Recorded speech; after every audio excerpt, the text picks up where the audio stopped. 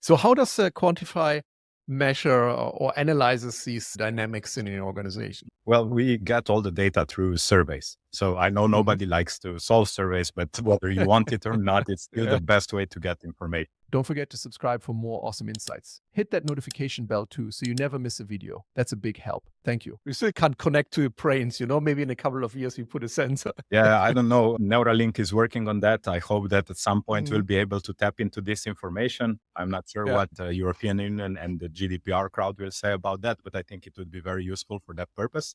However, I think that, if you simply ask people the right questions, you'll get a lot of answers. And by doing statistical analysis, you can, to a large degree, eliminate subjectivity. If 10 people are pointing in the same direction, there's probably something there. So let's explore this deeper. So the first aspect of how we actually get our data and perform our diagnostics is based on surveys. We do statistical analysis. And the other very important component is so-called sociometric analysis, where we ask people, who do you get information from? Or who do you get tasks from? Or who do you delegate tasks to? Who do you work with the most? And so on. And with this type of, let's say, relational answers, we build networks, communication networks. And when you think about it, every organization is in effect it's a communication network, because each individual person acts as a processor. They get information, they process information, they distribute the information. That's what they do all day. And so once you can represent it in such a way, some things become so obvious that it hurts. Like, we look at the chain of command and the individuals that, let's say the boss said that the subordinate is responsible for something, and subordinate says, no, it's the first time I hear it.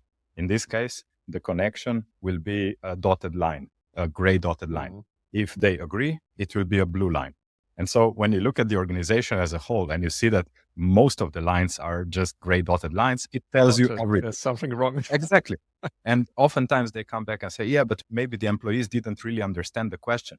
Yeah, that's possible. But maybe they don't understand the hierarchy either. Have you thought about that? Maybe we should work on that and define roles and responsibilities more clearly so that they know where to find information when they need it, right?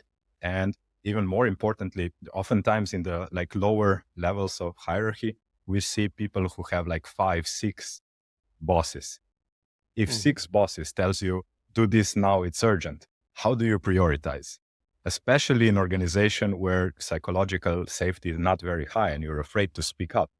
Or if 2 bosses tell you to do this exactly the opposite thing, what do you do in this case, right? And a lot of these conflicts that we see as intrapersonal are actually completely systemic. And once you see this in a picture, it's a lot easier to understand.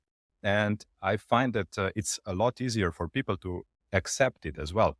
Because, we approach it sort of as a doctor would, we see this result, it's nothing personal, it is as it is. Now let's talk about potential systemic solutions to these issues that we identify. Hey, I'd like to make a quick announcement. I've got something exciting to share. As a listener of the High Performance CEO Show, you are already part of a community that values growth, excellence, and pushing boundaries.